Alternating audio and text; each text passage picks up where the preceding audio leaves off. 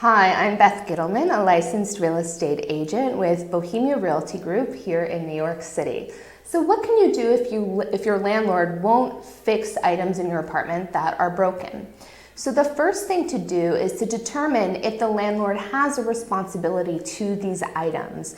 This would include anything foundational or structural to your apartment or building, and anything that your apartment came with, right? So your refrigerator, your stove, something that the landlord provided. The landlord's not required to fix any of your personal items. So, for instance, if there's a problem with the electrical system in your apartment, you'll want to contact your landlord right away. If they refuse to fix it for any reason, you should inform them that your apartment is now uninhabitable due to this repair that needs to be done, and you won't be able to pay rent until your apartment is brought back to its original condition.